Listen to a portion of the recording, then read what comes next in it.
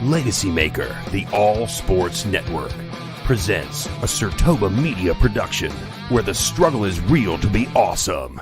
5, 4, 3, 2. The wait is over.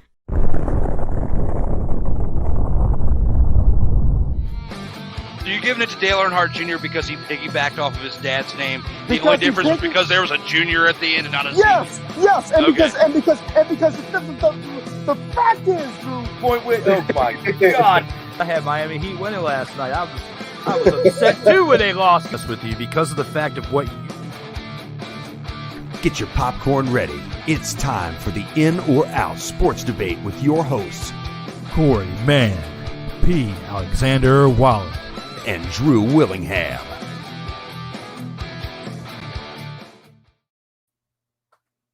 Hello, everyone. We are live with episode 34 of the In or Out Sports Debate.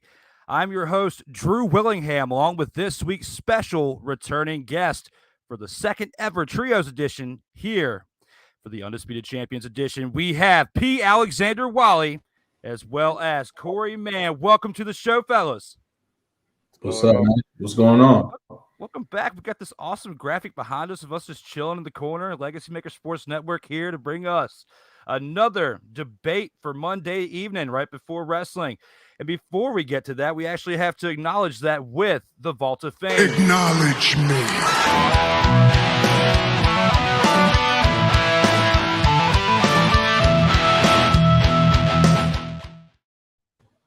These guys are here in the Vault of Fame as well. Getting started, we have Rob Johnson in episode 1 through 11, Ty Montgomery in episode 12, Korrey, Mann, who's here tonight, episode 13, Greg Anthony, the Golden Boy, who hopefully is doing well with his surgery he just had today, episode 14, Ty Montgomery in episode 15, Brian the Snowman in 16, Darrell Owens, episode 17, Brian H. Waters, episode 18, James Brown in episode 19, followed by Wally Kinso, Xander Anthony, and Wally to round out the first 20 through 22 episodes. Paul Schofield at episode 23, Korrey, Mann at episode 24, returning with Joe Dillard Jr. at episode 25, BCQ episode 26 with Becca Cottingham Quimby, along with Lamont Thomas, James Brown, Darrell Owens, Jeremiah Quimby, Ellis Pollard, Wally Kinso, Greg Anthony returning for episode 32, and Cody Stewart with episode 33. Tonight we are in episode 34 for the Undisputed Champions edition with Wally and Mann here. Don't forget about tomorrow's Double Debate Tuesday with Mike Bishop, the Take One podcast here for episode 35, and Paul Schofield here for episode 36.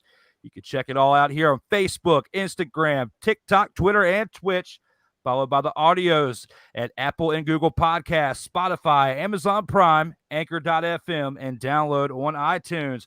Guys, I know that was a lot to say. Sorry about that. Thank you for sticking with me. But we have a lot of topics to go through here in the episode 34 edition of the In or Out Sports Debate. Let's go ahead and get this started with round one. Round one.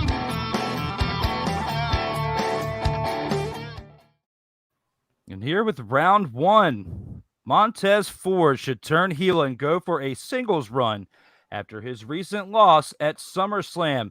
How do you feel about this, Korrey? Are you in or are you out on this? It's like half. So I'm gonna say that I'm out.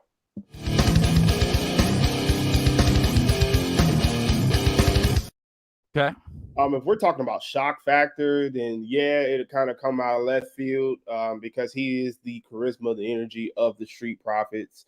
But it just seems like he would be the more natural heel. So if you want to kind of pull a swerve, then he probably is the best person to go with as far as breaking the Street Profits up. But I just don't think it's a good idea. I think he's kind of like in the air, like his wife Bianca. Like they just are natural baby faces, charismatic, and has the attention of the crowd. So I just don't think it's a good idea. I would have to say I'd have to agree on this as well. I'm out too.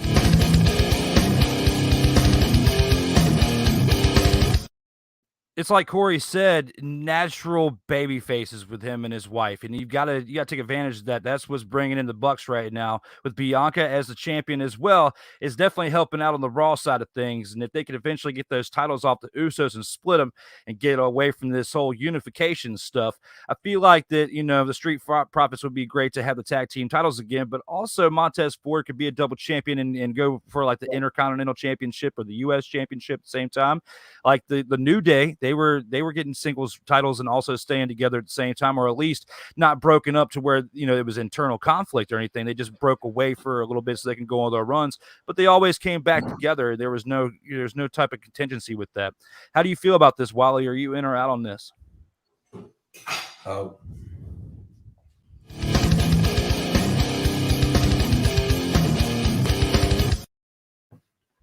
I think the main reason I'm out on it is because if he were to do the turn and then become a heel, I feel like that kind of boxes him in too much. Because if you're a heel, there's really only one way to be.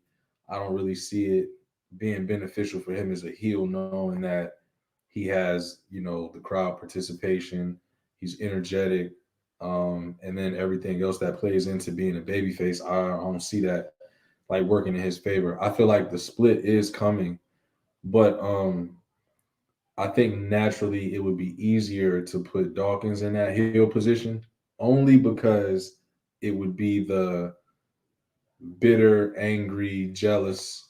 I'm tired of hearing about him wanting to be a champion and going on a singles run, and he wants his moment in the light. So I could see that being Dawkins that will end up turning at some point if they don't just amicably split. So yeah, that's all I got for that. Yeah, that's why I think, with everybody pretty much agreeing that we're out on this, Sandra Brown's got to agree with this. Ain't nobody got time for that. Because we don't. Like, keep them together, let them go on their own singles runs or whatnot. Montez Ford will have the better one, but they can always come back together and work as a tag team. They don't have to, you don't have to have like a bad split. It doesn't have to be like the barbershop scene with Marty Jannetty and Shawn Michaels. They can go their own way respectively. But with that, let's keep this within wrestling, guys. Let's go to round 2. Round 2.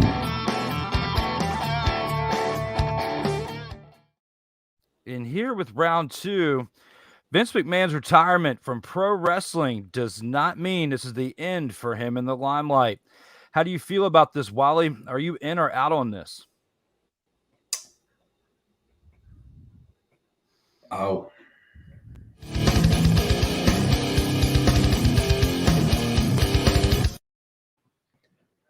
I say out because he always finds a way to put himself back in the forefront of the limelight in general.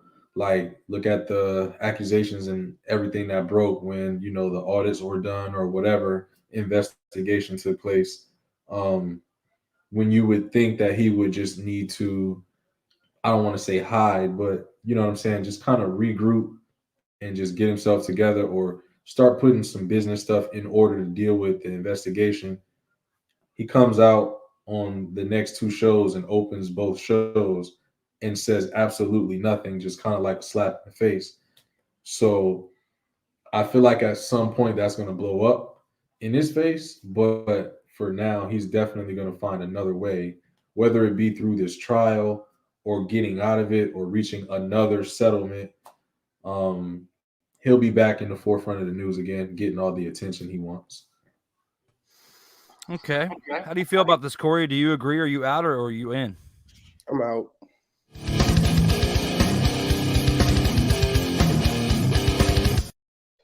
I mean, we're talking about a new culture in the world. And he's not like a multifaceted guy who has shown that he has been successful in multiple businesses.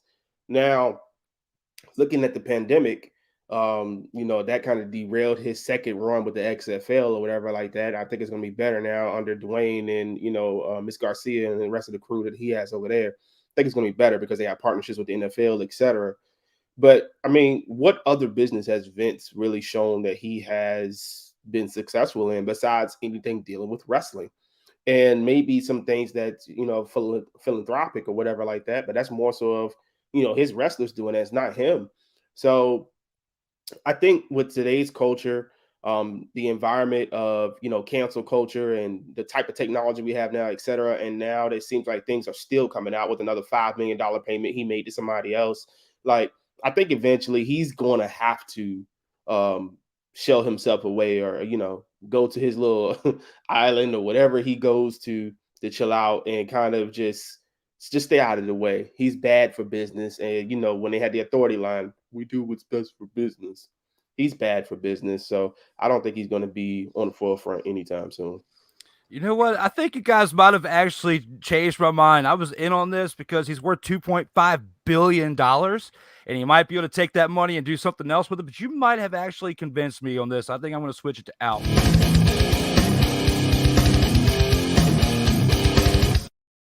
Got to piggyback on what my guys were saying. Look, he's been bad for business with all this controversy, and there's decades of controversy with Vince McMahon. But guys, that was an example of Vince McMahon being insane, because that's what he was for 40 years to pro wrestling. He changed it, and in some ways good, some ways bad.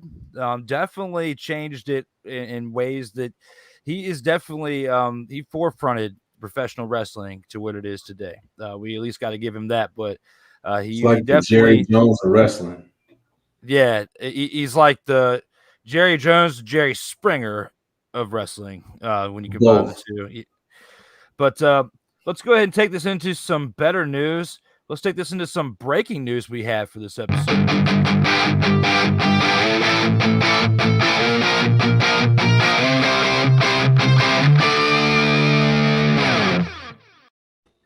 And that breaking news is this. Next Monday will be Double Debate Monday.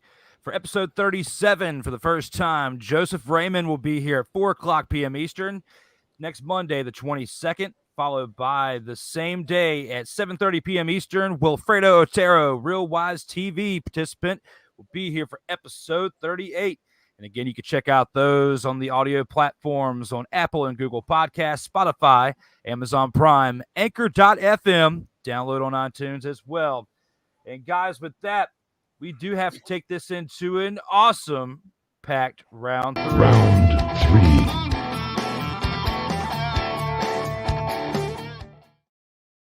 Here with round 3, we take things back into a different sport, but with football. Marshawn Lynch's recent arrest will affect his legacy. How do you feel about this, Korrey? Are you in or are you out on this? As it pertains to affecting his legacy, I'm out.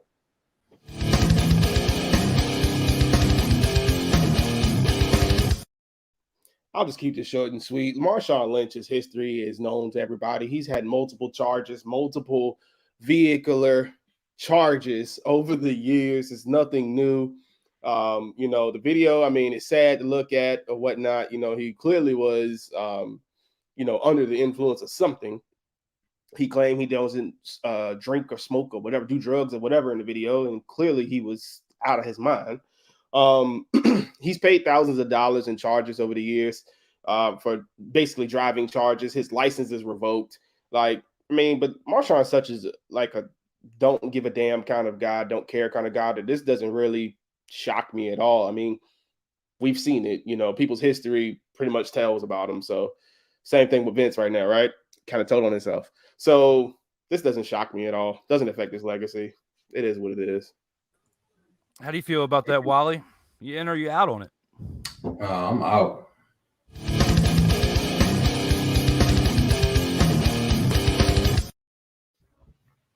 I mean, it's simple. Like, if you look at other people that have been under the influence, whether that's drinking or on some type of drugs, you usually get a crazy situation where you see an arrest where it's messy, something dangerous happens, or somebody ultimately got hurt or is killed, in an accident or something like that. In this case, this is just like another notch on the belt. It's a negative notch, but at the same time, I wouldn't consider it as detrimental to his legacy based on what we've seen with, like I said, i.e., the Jeff Hardy situation, where how many times have we seen that or heard or witnessed that happen? So I think it could have been a lot worse, but to find him under the influence of something on the side of the road in a car, sleep, that only had 3 wheels on it, I could care less about that. There's a lot worse that comes from people being under the influence behind the wheel of a car than him being asleep on the side of the road missing a tire and nobody was harmed. Yeah, I agree with you guys. I'm out on this too.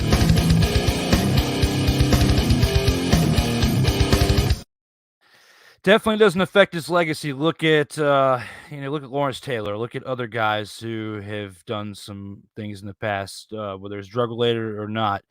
Definitely in his mugshot, Marshawn Lynch definitely looks wrecked. I mean, he got wasted. Might have been something special in those Skittles when he was playing football. I don't know, guys, but look, he was definitely loving those Skittles when he played. I don't know if they were CBD or THC or what, but you got to think about it this way. My man loves some Skittles, and he looked wrecked. I mean, completely wrecked in that mugshot. His bail was set for $3,381. I bet you he had enough edibles to cover that cost. He made that trade to get on out of there, probably in his car. I bet you, come on, to be missing a tire, you had been eating way too many, like completely passed the out, and somebody else was driving. I don't know how to explain that, but it's still not bad enough to affect his legacy, in my opinion. It's still bad. You still need to wake up, man. You definitely eating way too many edibles, something to be passing out like that on the side of the road. I mean, we could be talking about him. We were talking about Henry Ruggs with the Raiders, so that's more serious. I mean, but it's still nothing to joke about when it comes to being intoxicated and get behind the wheel. There's too many gray areas when it comes to this topic, though, because it hasn't been 100% proven whether he was driving or not. But like we were talking about before the episode started, at least in Virginia, if your keys are in the ignition, no matter if you're in the driver's seat or in the passenger seat, and they find you intoxicated, you're still getting a DUI. So that's just how it works. It's unfortunate. But with that, guys, we got a bunch of comments to cover here at the middle of the show. Let's hit this to the Medial Mayhem and see what's happening from the fans.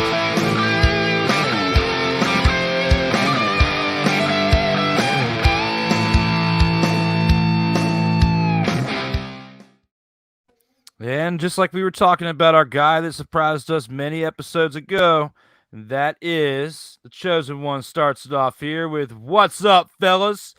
with the fire emoji. "What's up, fellas?" is here with the Chosen One, says Dawkins should turn heel, not Tez. So he's on the right page. He's not coming out with crazy stuff out of the side of his neck yet.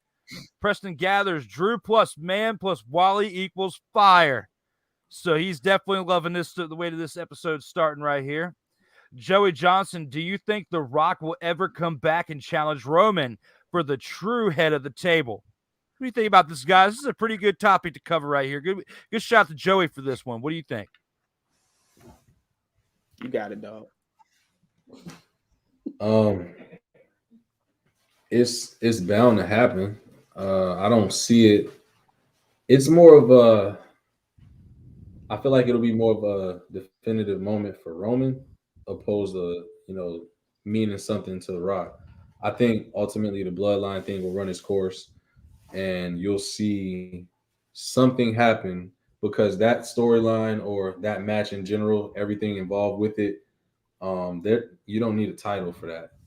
So whatever they decide to do, it'll build slowly, and then it's just going to be that, confrontation, that face off, and it's just going to go from there. But I think when it happens, it'll be the last stamp in Roman's legacy, and then it'll also be that swan song for The Rock.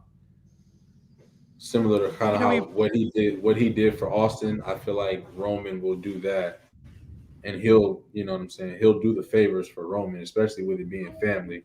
And then it should be like the Hart family with 40 people in the ring after the match. So that's what I'm expecting.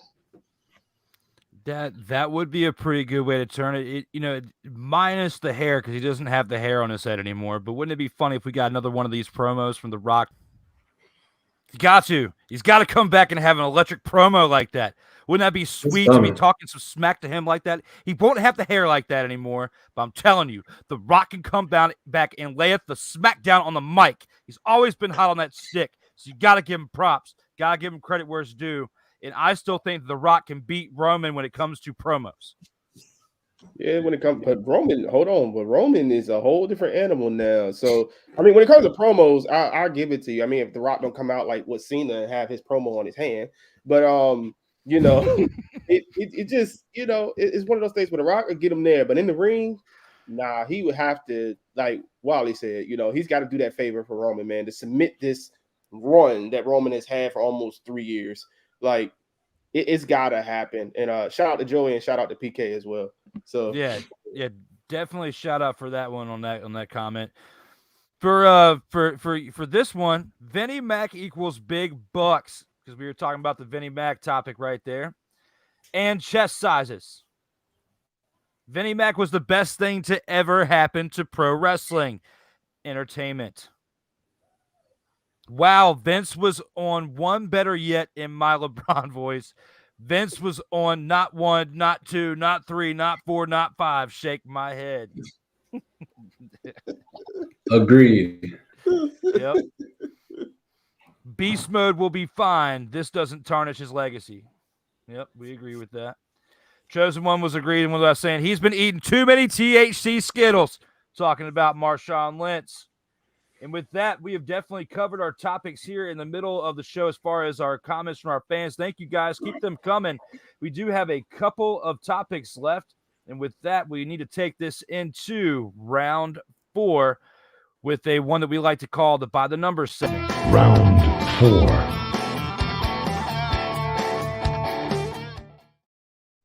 And here in round 4, Bo Jackson is the greatest to ever wear the number 34 in all athletes in sports history. How do you feel about this, Mr. Wally? How do you feel about this? Are you in or are you out on this?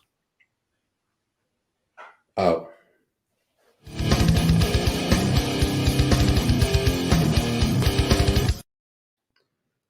First of all, I want to say that Paul Pierce and Giannis Antetokounmpo can kick rocks. Secondly, or firstly, I feel like Bo gets a lot of credit for being a two-sport player, but I don't see the overall dominance of that. So for me, I would say it would probably be Walter Payton and then Shaq, just because their prime or just their careers, there was no they didn't have a match, in my opinion. I mean, I could be wrong, but I think Walter Payton's body of work and just the dominance that was Shaq, I can't give Bo that one. And Bo's not even the best two-sport player ever anyway, so let's not go there either. But, okay, it might have to be a topic to have to say for another day with that one. I kind of like that one though. With that, Korrey, do you agree? Are you out or are you in on this one? Absolutely, I'm out.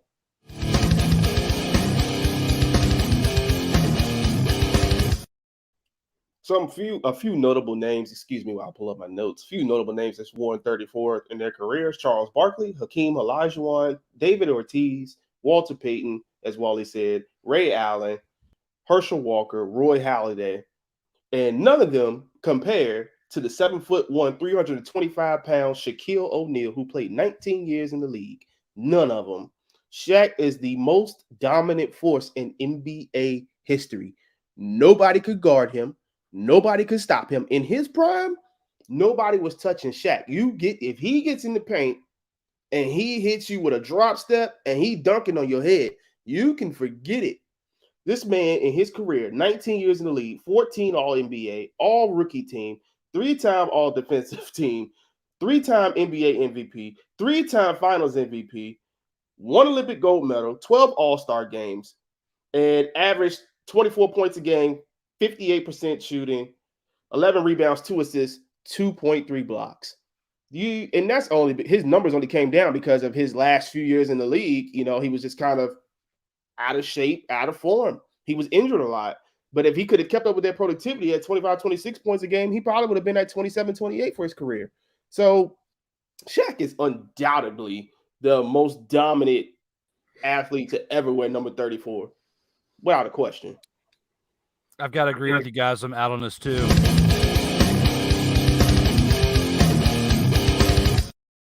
Three straight NBA finals, 3 straight championships with the Lakers, and did that with Phil Jackson, who had already had 6 championships with the Bulls coming from another team. So definitely helped him out at the 7-footer as you were pulling up in your facts there with your notes. I love the notes. Shout out to Korrey for the notes right there. I love it when people come to the show with notes and stuff. But Bo Jackson, definitely I agree with Wally, was not the best two-sport athlete. However, Bo Jackson was great to wear the number 34, but wasn't the best. I don't even know if I put him in the top 5 or the top 10. But some honorable mentions, like you were saying, got to give it up for Nolan Ryan for the no-hitters. Got to give it up for Sweetness for the Bears for getting that championship. Even though in that one championship they got, he was quiet in that Super Bowl, but he earned it because he put all of his work in for those years leading up to that. He carried the Bears on his back for all those years. He would have to be my number 2. With number 1 is Shaq. 3 straight NBA finals, taking a team, helping change that culture in there that had been shaken up since the whole Magic Johnson debacle of when he got AIDS and came back and played 96. Kobe comes in as a rookie. They needed direction. They bring in someone like Shaq who'd been around for a few years but still had a lot to prove, and he did it. Got 3 straight championships. Leaves after that squabble with Kobe in 2004, goes to Miami and gets another championship, another team. It was still in contention for other playoff runs in his latter part of his career, but his body was breaking down. He wasn't taking the best care of himself. And he even admitted if he took better care of his body, he would have probably had another 2 or 3 championships. And if he would have stayed with LA, who knows what would have happened during that first decade of our new millennium. So with that, I got to agree with you guys. I'm out on this too, and I feel like it's got to be Shaq. So, without a doubt, my man. So with that, we do have one last awesome round, and with this, we're going to take it back into pro wrestling. Final round. And with the final round, Ric Flair's last match on July 31st was horrendous. Just horrendous. Now, before we even go in to see if we're in or out, let's go ahead and check out a 3.5-minute clip of the highlights of this last match, brought to you by ricflairslastmatch.com. Introducing from Dallas, Texas, Marshall and Ross, the Pioneers. Jim Crockett Promotions has returned for one night. Ladies and gentlemen, we are coming to you live from the Nashville Memorial Auditorium. And tonight, you can be a part of Ric Flair's last match. It'll come at the top of the hour when we go live on Fight TV here in JCP. David Crockett! Oh, David Crockett is back! Go Nashville! Ricky looked around and said, "You guys want me to come in?" And I'll tell you. Hell yeah, we do. Hell yeah. I admire Brock Anderson's spunk saying, Hit 2, 3 ropes, some momentum. Oh, he sent Saban down with a big kick. But it's good. Watch out, Shelley from behind. Boy, David. Nice forearm. He clocked him. Tried an enziguri. Oh, he's got that ankle. Yeah. Woo!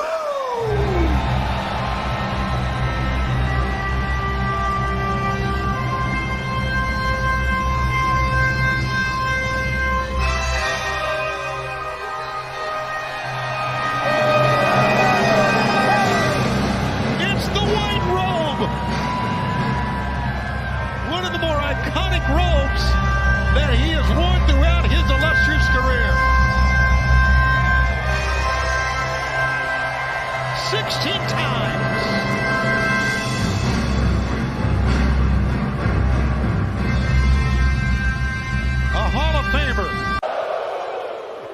Jake trying to block it.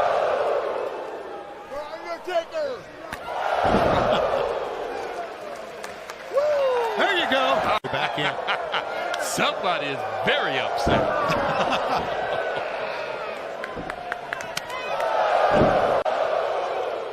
Jake trying to block it.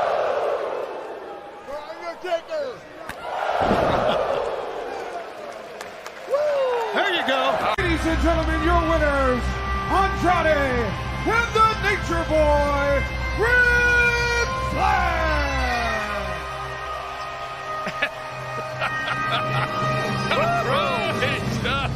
Look at it. Known for the figure four as well during his career.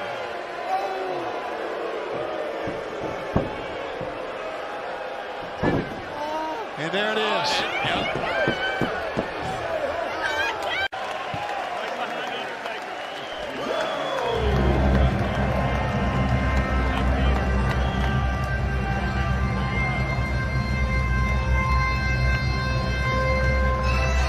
Just happened better the last time.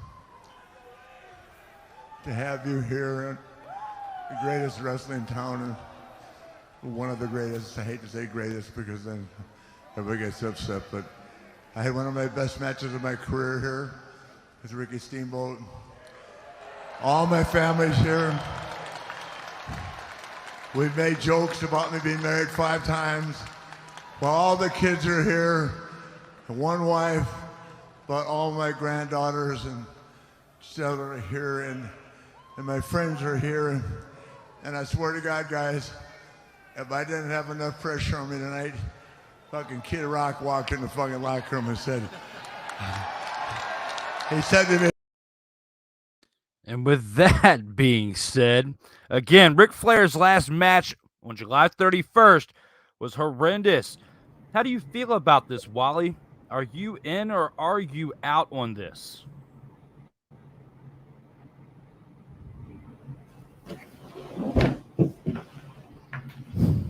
He's out.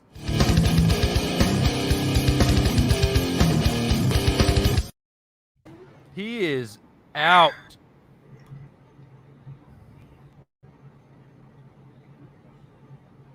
Just go home. Just go home and stay home. It's okay. It's fine. Just go home. That's it. That's it.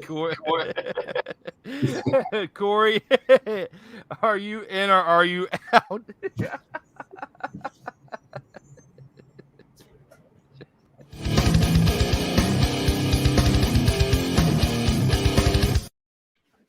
Man, that was terrible. Terrible. Like, why? Sometimes people need to be saved from themselves. Why did his daughter and his brand new son-in-law allow him to do that? This man passed out in the ring 3 times. 3 times. Into the match, couldn't even get up. Like, bro, like... Drew, I'm sorry, man. I ain't got a lot to say on this. That was just terrible. Like, absolutely horrendous. If I'm him, I'm not trying to have that be my last match. Absolutely not. He should have stopped after him and Shawn Michaels match, which was just the perfect ending, and walked away. So I misread it. You are in. And so is Wally.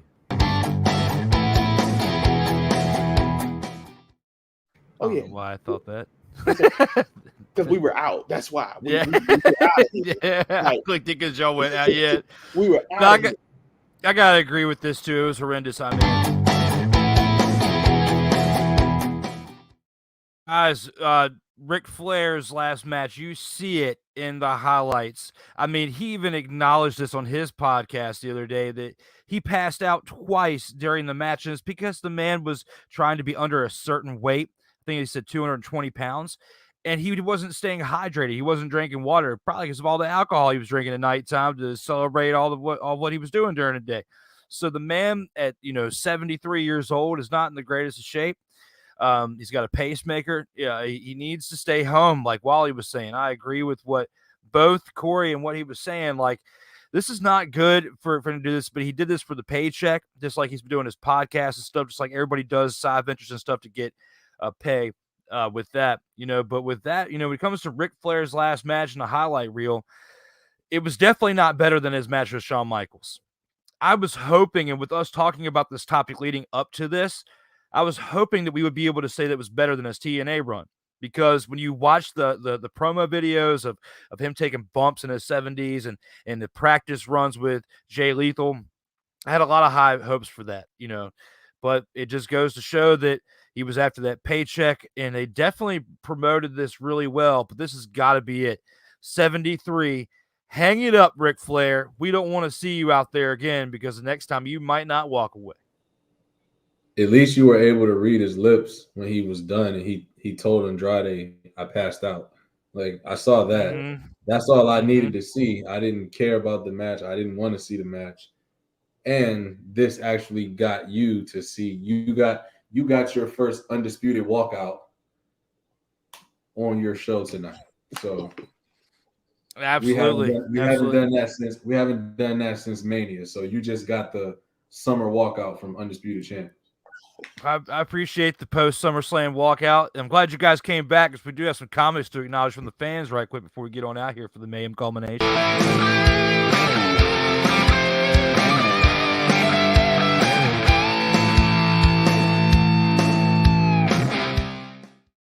Here with the Mayhem culmination, we got some pretty interesting comments from the Chosen One and Preston Gathers to start this off. The Chosen One says, talking about number 34, Kerry Wood was the best to ever wear 34.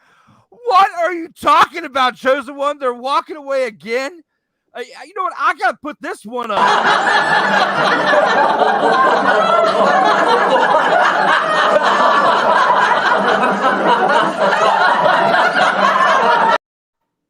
I mean, come on. The best to ever wear 34. What kind of vitamins are you smoking, Chosen One? Get it together. Then you throw it back with woo. I bet that's because of what you were saying about, I don't know what you're on right now. It's crazy. 20 Ks in a game as a rookie. Okay. He did throw 20 Ks in the game as a rookie, but he didn't do anything after that. He didn't get a championship. He wasn't a leader on a club to get to the playoffs consistently or whatnot. So no, cannot give it to Kerry Wood, not even in the top 10. Getting some love there from the wife there, Korrey. She agrees Shaq is a beast, or Shaq was a beast. So definitely getting some love there with that. Preston Gathers comes in. Bo on Tecmo Bowl, though. That don't count. That's different. That's different. Because and on top of that, I know it's a different number. He was number 33. Bo's 34. But Roger Craig on Tecmo Bowl was unstoppable. I'm just saying. Bo was better though on Tecmo Bowl. I don't know. If you I try this. If you did Bo and the Raiders against the 49ers with Roger Craig, you still win with Bo. Bo is the best running back ever on Tecmo Bowl. So I'll give you that, Preston. When it comes to Tecmo Bowl, maybe the best 34 in the NFL to ever be on the video game. Maybe we'll give you that, but not. This was all of sports history. We got to give it to Shaq with this. We can't throw shade on Shaq when it comes to all sports. But agreed, fellows, the big Aristotle takes his hands down. Oh, yeah. Shaqton a fool was what he was, a fool. Never the best, Kerry Wood. What is wrong with this? You block this man. Block him. I might have to, because I got to throw this up.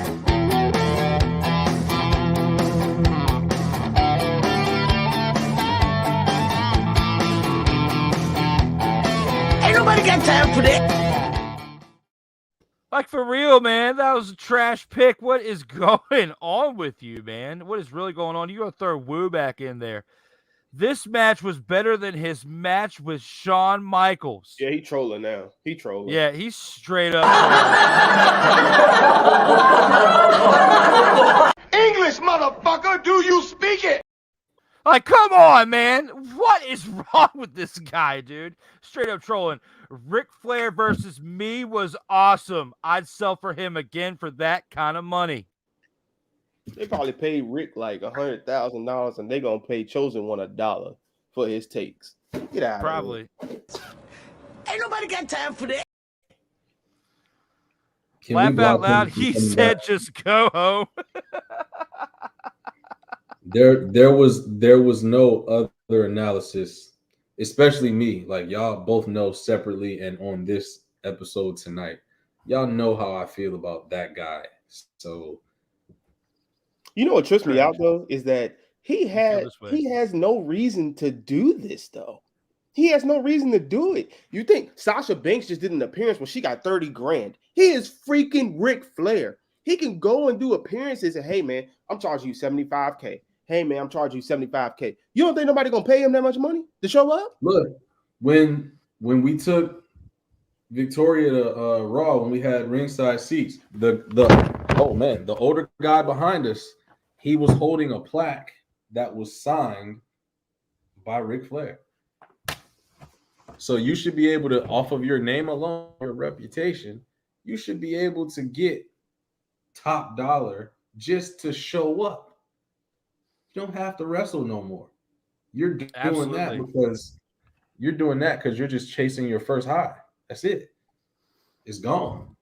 Just go home. Yeah, this is it, because like it's like, you know, even this point people were saying it was suicide. It's definitely suicide from this point forward, because you shouldn't have even done it this time. To be, you know, this is the first time since 2010, 2011 since he had been in the ring. Is wild. His last match should have been a long time ago. Facts. Definitely facts on that one. And his last one from Joey Johnson, maybe he rode his vitamins too tight. They won't stay lit. I don't know. Are you talking about the Chosen One, or are you talking about Ric Flair? Because this could go either way. I think they were talking about the Chosen One with this one, Joey.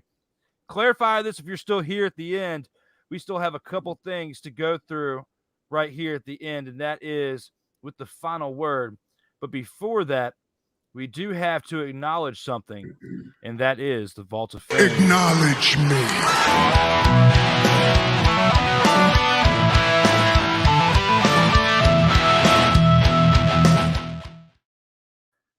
And here again in the Vault of Fame, Mr. Wally is here now for the second time. He's a two-time Vault of Fame inductee here on the In or Out Sports Debate here with episode 34.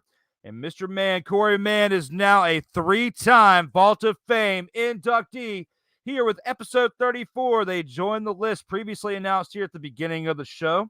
Don't forget about Double Debate Tuesday tomorrow as well, with episode 35 and episode 36 as well, along with next week's episode 37 and 38 that we discussed, that you can always check out on Mondays and Tuesdays here on the LegacyMaker Sports Network. And with that, we only have one more thing to do, and that is go through the final word here on the In or Out Sports Debate.